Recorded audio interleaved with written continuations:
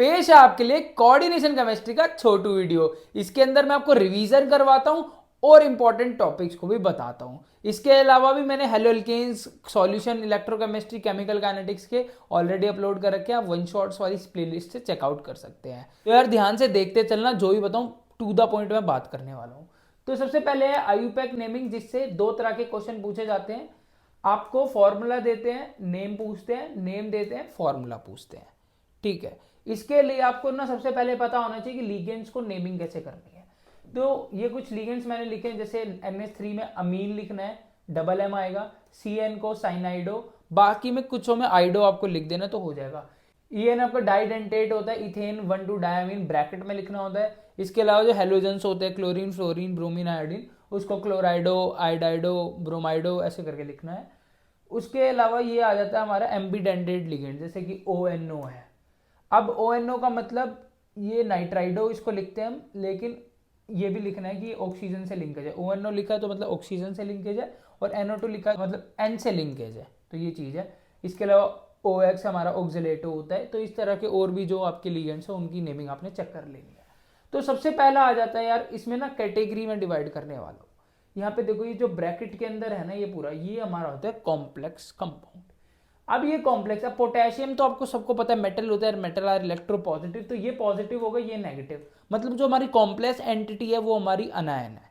और जब हमारी कॉम्प्लेक्स एंटिटी अनायन होगी, मतलब कि नेगेटिव चार्ज होगा उस पर, तो जो हमारा सेंट्रल मेटल एटम होगा, कौन है यहाँ पे सेंट्रल मेटल एटम? आयरन। जो हमारा सेंट्रल मेटल एटम है आयरन, इसकी जो नेमिंग होगी उसमें लास्ट में 8 आएगा। जैसे कि हम फेरेट लिखेंगे इसको, आयरन को। जबकि यहाँ पे जो इस तरह का कंपाउंड है, इसमें देखो जो हमारा कॉम्प्लेक्स एंटिटी है ना, ये इसमें मेंशन नहीं है, ये पॉजिटिव है हमारी। ठीक है, मेंशन नहीं है तो पॉजिटिव लेते हैं। अब इसके अंदर जो हमारा सेंट्रल मेटल एटम होगा कोबाल्ट, उसको हम कोबाल्ट ही लिखेंगे, 8 नहीं लिखेंगे। तो अगर हमारा एंटिटी पॉजिटिव है तो हम कोबाल्ट ही लिखेंगे, मतलब खाली मेटल का नेम लिखेंगे। लेकिन अगर एंटिटी नेगेटिव है तो सेंट्रल मेटल के लास्ट में 8 लगा देंगे। होप आपको समझ में आई होगी। अब इसकी नेमिंग लिख के दिखा देता हूं मैं आपको। अब ऐसे चलना है बिल्कुल, पोटेशियम, पोटेशियम। उसके बाद आपको लिखना है कोऑर्डिनेशन नंबर, किसका? लीगेंड का। लीगेंड का कोऑर्डिनेशन नंबर क्या है? 6। 6 को कैसे लिखते हैं? हेक्सा। और साइनाइड के लिए क्या आता है? साइनाइडो, हेक्सा साइनाइड। सबसे पहले आपका अगर कैटायन आएगा, देन हेक्सा साइनाइडो कोड, ये आएगा आपका लीगेंड। देन आपका आएगा सेंट्रल मेटल आइटम जो कि आयरन है, जिसको हम फेरेट लिखेंगे। ठीक है, और यहाँ पे इसका ऑक्सीडेशन नंबर देखोगे तो 3, 6, तो इसका भी कितना होगा? 3। ठीक है, तो इस तरह से आपको नेमिंग करनी है। अब सेकंड जो आपको मैंने बताया कि जिसके अंदर आपको नाम दिया हुआ है, फॉर्मूला लिखना है। तो इसका कैसे लिखेंगे? तो सबसे पहले आप इसमें लिखोगे central metal atom cobalt, then लिखोगे पेंटा अमीन, देन नाइट्राइडो ओ, और नाइट्राइडो ओ मतलब ऑक्सीजन से लिंकेज, मतलब ये वाला, तो ONO। ठीक है, क्लोराइड 2। अब यार आप पूछोगे भैया यहाँ पे क्लोराइड 2 कैसे लिख दिया आपने? आपको कैसे पता चला यहाँ पे क्लोराइड 2 है? यार देखो, NH3 charge 0, ONO negative charge -1। अब -1, लेकिन यहाँ पे जो ऑक्सीडेशन नंबर है कितना है? 3 है। तो इसको बैलेंस करने के लिए -1 और -2, -1 -2 कितना हो जाएगा? 3। तब आपका जो कोबाल्ट का ऑक्सीडेशन नंबर जो है आपका 3 आएगा, जब ये 2 होंगे। तो इस तरह से आपको देख लेना है कि ये कितने आएंगी क्वांटिटीज की। अब लास्ट है हमारा, इसको हमने नेमिंग करनी है। तो सबसे पहले अल्फाबेटिकल लिखते हैं हम। तो यहाँ पे आएगा आपका पेंटा अमीन। अब CO3 होता है कार्बोनेटो, क्या लिखोगे इसको? कार्बोनेटो। क्लोराइडो, ठीक है, कोबाल्ट। ऑक्सीडेशन नंबर कितना होगा इसका? इसका 0 होता है, इसका -2, इसका -1, कितना हो गया? 3। ठीक है, तो इस तरह से यार आपको नेमिंग करनी है। होप आपको ये बात अच्छे से समझ में आई होगी। अब सेकंड इंपॉर्टेंट पोर्शन आता है आइसोमेरिज्म। अब आइसोमेरिज्म में ना यार ये स्टीरियो और ज्योमेट्रिकल के अलावा 4 और होते हैं, जिसमें आपका आयनाइजेशन, लिंकेज, कोऑर्डिनेशन, तो इस तरह के जो आपके है ना वो आपको पढ़ते ही आपको आ जाएंगे और इंपॉर्टेंट है, उससे भी क्वेश्चन कई बार पूछे जाते हैं। लिंकेज यार इस तरह के जैसे ONO और NO2 है, जो कि दो तरफ से लिंकेज होती है जिसमें ये प्रेजेंट होते हैं, वो लिंकेज आइसोमेर। आयनाइजेशन जो आयनाइज हो जाते हैं, तो आप पढ़ोगे आपको इजीली आ जाएगा। जो मेन है वो आपके स्टीरियो और ज्योमेट्रिकल। अब ज्योमेट्रिकल आइसोमेरिज्म 2 टाइप्स के होते हैं, सिस और ट्रांस, और ये कोऑर्डिनेशन नंबर 4 और 6 इनको शो करते हैं। अब कोऑर्डिनेशन नंबर 4 जो है ना वो टेट्राहेड्रल भी होता है और स्क्वायर प्लेनर भी होता है, लेकिन जो टेट्राहेड्रल है वो आइसोमेरिज्म शो नहीं करता ज्योमेट्रिकल, बिकॉज उनका जो तीनों बॉन्ड्स होते हैं वो लगभग सेम होते हैं, जिसकी वजह से वो शो नहीं करता। और काफी इंपॉर्टेंट क्वेश्चन है, पूछा जाता है why tetrahedral complexes do not form geometrical isomerism, तो वो क्वेश्चन आपने अच्छे से कर लेना है। तो यहाँ पे जो कॉम्प्लेक्स है ना, जो 4 कोऑर्डिनेशन नंबर के, सारे स्क्वायर प्लेनर होते हैं। तो यहाँ पे मैंने एग्जांपल लिया platinum Na3 twice Cl2 twice. तो इस तरह आपसे ये भी पूछ लिया था कि इसका नेमिंग भी बताओ और आइसोमेरिज्म भी बताओ। तो नेमिंग इसकी कैसे करोगे, डायमीन डाइक्लोरो प्लैटिनम, ठीक है। अब देखो कुछ नहीं करना, जो सिस का मतलब होता है सेम, तो मतलब क्लोरीन क्लोरीन सेम पोजीशन पे है, देखो NH3 सेम पोजीशन पे है। ट्रांस का होता है अपोजिट, तो NH3 अपोजिट, Cl अपोजिट, काफी सिंपल, कोई रॉकेट साइंस नहीं। सेकंड एग्जांपल है जिसमें मैंने लिया है ऑक्टाहेड्रल का एग्जांपल, जिसमें आपके 6 लिगेंड्स लगे होंगे। अब यहाँ पे देखो CONH33 Cl3, 6 लिगेंड्स लगे हुए हैं। कोबाल्ट, इसमें क्या करना है, सिस मतलब सेम, तो सेम पे लगाया हमने 2 सेम, तीसरे को तो ऑब्वियसली अलग लगना ही पड़ेगा क्योंकि वो सेम पे नहीं आ सकता। तो NH3 सेम, Cl सेम, जो सेम हो सकता था कर दिया, लास्ट वाले को एडजस्ट कर दिया। अब आ गया ट्रांस, अब इसमें अपोजिट में लगा दिया, NH3 अपोजिट, Cl अपोजिट, तीसरा वाला नहीं आ सकता तो उसको हमने ऐसे का ऐसे रखा। तो ये आपका जिस कैसे आप इस ट्रांस को अरेंज करोगे। अब एक इंपॉर्टेंट बात, जो इस टाइप के कंपाउंड है मेटल A3B3 Ma3B3 टाइप के जो कंपाउंड है वो फैक्मर शो करते हैं। तो जब भी आपको Ma3B3 का हो कंपाउंड हो, आपसे पूछे इसमें कौन सा आइसोमेरिज्म है, या फिर 4 ऑप्शन दे दे उसमें पूछे कि कौन सा फैक्मर शो करता है, तो फैक्मर वो शो करता है Ma3B3 वाला। प्लीज ये इसको अच्छे से ध्यान रखना, इंपॉर्टेंट। अब आए थे स्टीरियो आइसोमर्स। स्टीरियो आइसोमर्स यार non super imposable mirror image बनाते हैं एक दूसरे की, जैसे कि हमारे ये 2 हाथ हैं, अगर मैं इसको इसके ऐसे रखूंगा तो ये एक दूसरे की नॉन सुपर इम्पोजेबल है, ठीक है, एक दूसरे को कंप्लीटली नहीं कवर कर रहे हैं, जबकि इनका जो साइज होता है वो ऐसे रखूंगा तो बिल्कुल सेम होता है। तो ये स्टीरियो आइसोमर्स की प्रॉपर्टी होती है। तो अब इसको कैसे अरेंज करना है, स्टीरियो आइसोमर्स Ma2B2C2 टाइप के जो हैं, जैसे कि आपको दिख रहा है प्लैटिनम NH3 पिरिडीन 2 क्लोरीन 2, तो कुछ नहीं करना, आपने यहाँ पे क्या करा हुआ है, chlorine chlorine pyridine pyridine NH3 ठीक है, ये आपका सिस टाइप का है ना, सेम पोजीशन पे सेम पोजीशन पे। अब इसको मिरर इमेज बना दी, बस कुछ नहीं करना, मिरर इमेज में Cl इस साइड है तो उस साइड आ जाएंगे, NH3 इस साइड है उस साइड आ जाएंगे, पिरिडीन पिरिडीन पिरिडीन इस साइड है तो ये वाला पिरिडीन उस साइड आ जाएगा। बस ये होती है मिरर इमेज। अब एक चीज आपने नोटिस करी होगी, ये जो सिस आइसोमर है ना, खाली यही जो है आपका स्टीरियो आइसोमर्स बनाता, ट्रांस नहीं बनाता। मान लो यार अगर आपका ये ऐसे लिखा होता, Cl आपका अपोजिट में होता है, NH3 भी अपोजिट में होता, तो जब आप ट्रांस की मिरर इमेज बनाते ना वो सेम टू सेम आ जाती, वो मिरर इमेज बनती ही नहीं। तो ट्रांस आपका non super imposable mirror image नहीं बनाता है, तो इसीलिए जो हमारा है सिस का ही हम क्या करते हैं, स्टीरियो आइसोमर बनाते हैं। अब ये तो हो गया A2B2C2 टाइप का। अब सेकंड में ना आपको एक बात बता देता हूँ, जहां भी आपको लिगेंड दिखे EN OX ऑक्सिलेटो ग्लाइसिनेटो, तो जहां भी आपको ऐसे दिखे ना, तो इसका मतलब ये आपके जो है स्टीरियो आइसोमर्स शो करेंगे, ठीक है, स्टीरियो आइसोमर्स ये शो करेंगे ही करेंगे अगर आपको ये दिख रहे हैं तो। अब अगर EN के साथ और कुछ भी है, जैसे कि यहाँ पे आप देखोगे NH3 भी था Cl भी है, तो ये दोनों दिखा रहे हैं, ज्योमेट्रिकल भी और स्टीरियो भी। तो अगर ये खाली ये प्रेजेंट है तो स्टीरियो दिखाएगा, और इनके साथ क्लोरीन या NH3 इस तरह का भी प्रेजेंट है तो दोनों दिखाएगा, स्टीरियो भी और जियोमेट्रिकल भी। तो अब यहाँ पे मैंने क्या करा, कोबाल्ट के साथ है हमारा ग्लाइसिनेटो, और ग्लाइसिनेटो डायाडेंटेट है, मतलब एक ग्लाइसिनेटो 2 लिगेंड का काम करता है। तो अब बस ये 2 लिगेंड का काम करता है, तो हमारे पास फॉर्मूला था CO ग्लाइसिनेटो थ्राइस था। तो कुछ नहीं, अपने ऑक्टाहेड्रल का स्ट्रक्चर बनाना है, 6 बॉन्ड बनाने हैं जो कि आपके ऑक्टाहेड्रल में होते हैं, और 2 बॉन्ड को एक ग्लाइसिनेटो से जोड़ देना है।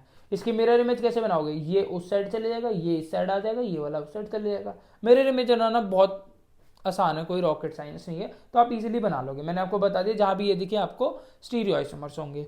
अब एक और बात, मेटल के साथ जब भी आपको ये दिखाई दे, ये डाइडेंटेट होता है इसलिए इसको ए बी लिखते हैं। मेटल AB3 टाइप का जब कंपाउंड होगा वो भी फैक्मर शो करता है, तो ये भी फैक्मर शो करते हैं। तो कोबाल्ट ग्लाइसिनेटो के साथ AB3 MAB3B आपका फैक्मर शो करता है, और MA3B3 भी आपका फैक्मर शो करता है। ये बात अच्छे से ध्यान रखना, इंपॉर्टेंट है ये। अब ये तो हो गया यार आइसोमेरिज्म का। मैंने इस पे वैसे एक डिटेल वीडियो बना के 10 से 15 मिनट की, उसको भी जाके देख लेना प्लेलिस्ट से, तो अच्छे से समझ में आ जाएगा कि किस तरह से आपको करना है। अब आ जाता है valence bond theory. Valence bond theory और क्रिस्टल फील्ड थ्योरी, ये दोनों थ्योरी ही आपके मैग्नेटिक कैरेक्टर को बताती है कॉम्प्लेक्स के। अब वैलेंस बॉन्ड थ्योरी को मैंने दो टाइप्स में डिवाइड करा है। इनर ऑर्बिटल कॉम्प्लेक्स, जिसके अंदर आपका 3D इन्वॉल्व होता है, और वो लो स्पिन कॉम्प्लेक्सेस होते हैं। अब ये लो स्पिन कॉम्प्लेक्सेस क्या है, 3D इन्वॉल्व का मतलब क्या हो रहा है, तो इसके लिए मैंने लिया एक एग्जांपल, कोबाल्ट NH3 3 पॉजिटिव। ये आपको एक इंपॉर्टेंट एग्जांपल है, पेपर में आया हुआ था प्रीवियस ईयर्स। तो सबसे पहले आपको क्या करना है, सेंट्रल मेटल को क्या ऑक्सीडेशन नंबर निकाला, NH3 का चार्ज 0, तो ये 3 हो गया। कोबाल्ट 27 होता है, तो 4s2 3d7, तो कोबाल्ट 3 पॉजिटिव के लिए 2 इलेक्ट्रॉन 4s से गए, 1 d से गया, तो 3d6। अब d6 को हम कैसे फिल करेंगे, अफवाह प्रिंसिपल से हमने फिल करा, 1 2 3 4 5 और एक यहाँ पे 6, तो अफवाह प्रिंसिपल से मैंने फिल करा। अब ना लिगेंड्स की बारी आ जाती है कि भाई कौन सा स्ट्रॉन्ग फील्ड लिगेंड है, मीडियम फील्ड लिगेंड है, या लो फील्ड लिगेंड है। अब यहाँ पे जो NH3 होता है ना, एवरेज फील्ड लिगेंड होता है, मतलब कि कई मेटल के साथ ये स्ट्रॉन्ग की तरह एक्ट करेगा, कई मेटल के साथ ये वीक की तरह एक्ट करेगा। तो ये कोबाल्ट के साथ स्ट्रॉन्ग की तरह एक्ट करता है, ये काफी इंपॉर्टेंट बात है, बाकियों के साथ वीक। तो क्या करा इसने पेयरिंग कर दी, ये इलेक्ट्रॉन यहाँ, ये इलेक्ट्रॉन यहाँ, तो पेयरिंग हो गई। अब डी जो है ना हमारा, ये दो खाली हो गए, डी के दो सबशेल खाली हो गए, 4s और 4p खाली हो गए। अब हमें लिगेंड को फिल करना होता है। लिगेंड, एक लिगेंड में 2 इलेक्ट्रॉन्स होते हैं, तो 2 हमने यहाँ फिल करे, एक 4s में, 3 4p में। तो जहां जहां हम लिगेंड्स को फिल करते हैं उसके अकॉर्डिंग हाइब्रिडाइजेशन आ जाती है। D2sp3 में भरे, ठीक है। तो D के 2 सबशेल, S का 1 और P के 3, तो D2sp3 आपकी क्या हो गई, हाइब्रिडाइजेशन हो गई। अब इनर ऑर्बिटल मतलब 3D यूज हो रहा है ना, इनर ऑर्बिटल यूज हो रहा है क्योंकि इसके बाद भी भरे गए हैं। अगर यहाँ पे 4D यूज हो रहा होता तो ये आपका हो जाता आउटर ऑर्बिटल कॉम्प्लेक्स, और 3D यूज हो रहा है उसका मतलब होता है इनर ऑर्बिटल कॉम्प्लेक्स लो स्पिन। अब आप यहाँ देखोगे, यहाँ पे जो इलेक्ट्रॉन है ना वो सारे पेयर्ड है, और पेयर्ड का मतलब होता है कि यार ये स्पिन जो है ना लो स्पिन शो करेगा। अगर इसमें इलेक्ट्रॉन्स अच्छे खासे होते, अनपेयर्ड इलेक्ट्रॉन होते, तो ये हाई स्पिन शो करता। तो यहाँ पे कोई भी इलेक्ट्रॉन नहीं है, नो अनपेयर्ड इलेक्ट्रॉन, तो ये डायमैग्नेटिक करंट शो करेगा, इनर ऑर्बिटल कॉम्प्लेक्स शो करेगा। अब देखो एक एग्जांपल है आउटर ऑर्बिटल कॉम्प्लेक्स का, कोबाल्ट F6 3 नेगेटिव, कोबाल्ट। अब एक ही दम देखना कैसे कहानी बदल जाएगी, F6 3 नेगेटिव। अब कोबाल्ट F6 3 नेगेटिव, यहाँ पे भी कोबाल्ट जो है 3 पॉजिटिव आएगा, 3d6 आएगा। अब इलेक्ट्रॉनिक कॉन्फ़िगरेशन भी ऐसे ही भरेंगे, लेकिन यहाँ पे जो हमारा फ्लोरीन है ये वीक फील्ड लिगेंड है, वीक फील्ड लिगेंड है हमारा फ्लोरीन। तो वीक फील्ड लिगेंड है, तो ये पेयरिंग नहीं करेगा दादा, पेयरिंग नहीं करेगा, तो इसको ऐसे ही रखा जाएगा यहाँ, ठीक है। अब पेयरिंग नहीं करी तो, लेकिन हमें ये तो फिल कर रही है ना, एक हमने यहां फिल कर दिया, 3 हमने यहां फिल कर दिए, 2 तो अभी भी बच गए, तो 2 हम फिल करेंगे 4D के अंदर, 4D के अंदर। अब 4D, अब मैंने हाइब्रिडाइजेशन कैसे लिखते हैं, लिगेंड्स को कैसे फिल करा है, तो S में 1, P में 3 और D में 2, तो अब हुई है sp3d2, मतलब कि सेम की सेम आपका सेम चार्ज, बस एक ये फ्लोरीन के चेंज होने से इसकी स्प्लिटिंग चेंज हो गई, हाइब्रिडाइजेशन चेंज हो गई। अब नंबर ऑफ अनपेयर्ड इलेक्ट्रॉन कितने हो गए, 4 अनपेयर्ड इलेक्ट्रॉन हो गए, करेक्टर इसका पैरामैग्नेटिक हो गया, और ये आउटर ऑर्बिटल कॉम्प्लेक्स हो गया क्योंकि यहाँ 4D इंक्लूड हो रहा है। तो आपने देखा कि यहाँ पे लिगेंड्स के चेंज होने से कितना इंपैक्ट आपका कंपाउंड के अंदर आ रहा है। तो ये था यार वैलेंस बॉन्ड थ्योरी। अब आ जाता है क्रिस्टल फील्ड थ्योरी के ऊपर। ये ना वैसे तो क्रिस्टल फील्ड थ्योरी काफ़ी इंपॉर्टेंट और काफ़ी बड़ी है, लेकिन आपके सिलेबस के अंदर इसका बहुत मेजर पोर्शन नहीं है। तो क्रिस्टल फील्ड थ्योरी भी हमारा मैग्नेटिक प्रॉपर्टीज को बताती है। यहाँ पे दो फैक्टर्स बताए गए हैं, ऑक्टाहेड्रल स्प्लिटिंग एनर्जी और पेयरिंग एनर्जी। अब अगर आपका ऑक्टाहेड्रल एनर्जी पेयरिंग एनर्जी से ज्यादा है तो डायमैग्नेटिक होगा कंपाउंड। ये आपको गिवन होता है कि भाई अगर ये ज्यादा है तो फिर क्वेश्चन पूछता है, अगर ये ज्यादा है तो इसका इंटरप्रिटेशन क्या निकालोगे आप, कि स्ट्रॉन्ग फील्ड लिगेंड होगा, लो स्पिन कॉम्प्लेक्स होगा, पहले सारे T2G में फिर EG में। तो मान लो आपको बोला गया कि D4 की इलेक्ट्रॉनिक कॉन्फ़िगरेशन लिखो जब ऑक्टाहेड्रल एनर्जी पेयरिंग एनर्जी से ज्यादा है। तो अब आपको पता होना चाहिए कि भाई स्ट्रॉन्ग फील्ड लिगेंड होता है, इसके अंदर पेयरिंग होती है। तो वैसे जो हमारा T2G होता है ना, उसके अंदर 3 ऑर्बिटल होते हैं, EG में 2 होते हैं, और एक ऑर्बिटल मैक्सिमम में हमारे 2 इलेक्ट्रॉन कैरी कर सकता है। तो T2G में मैक्सिमम 6 इलेक्ट्रॉन, EG में मैक्सिमम 4 इलेक्ट्रॉन आ सकते हैं। लेकिन अब D4 है, अब कायदे से हमारा अबव प्रिंसिपल के अकॉर्डिंग एक यहाँ, एक यहाँ, एक यहाँ, एक यहाँ। लेकिन जब ऑक्टाहेड्रल एनर्जी ज्यादा होती है तो स्ट्रॉन्ग फील्ड होता है, मतलब यहाँ पे ये करेगा पेयरिंग, तो एक इलेक्ट्रॉन पेयरिंग करेगा तो T2G में ही हमारा फिल हो जाएंगे चारों इलेक्ट्रॉन। तो T2G 4, EG 0। ठीक है, तो पेयरिंग होगी पहले सारे T2G में फिर EG में। सेकंड केस, जब पेयरिंग एनर्जी ऑक्टाहेड्रल एनर्जी से ज्यादा होगी, मतलब हाई स्पिन है, पेयरिंग नहीं होगी। मान लो आपको D4 का पूछा, D4 के लिए 3 आपने T2G में भरे, 2 आपने EG2 में भरे। लेकिन अगर आपकी यहीं पर ऑक्टाहेड्रल एनर्जी ज्यादा होती है ना पेयरिंग से, तो सारे आपको क्या करना पड़ता है, T2G 5, EG 0। तो ये तैयार आपसे पूछे जाता है। इसी से आपको ये भी पूछा जाता है कि भाई ऑक्टाहेड्रल एनर्जी निकालो। वो मैंने CFT का एक 10 से 15 मिनट का वीडियो बना रखा है, प्लेलिस्ट देख लेना, कोऑर्डिनेशन की एवरेज 8 मिनट की वीडियो है, 4 कर लोगे उससे पूरा की पूरा। बाकी ये था जो मेन इससे पूछा जाता है VBT से, CFT से। होप यार आपको अच्छे से समझ में आया होगा। इसी तरह के और छोटू वीडियो या फिर वन शॉट्स देखने के लिए मेरी प्लेलिस्ट चेक कर लेना, और ऑर्गेनिक केमिस्ट्री के इंपॉर्टेंट ट्रिक्स नोट्स को चेक करने के लिए भी मेरी प्लेलिस्ट देख लेना। तो मिलते हैं नेक्स्ट वीडियो में, तब तक के लिए ऑल द वेरी बेस्ट।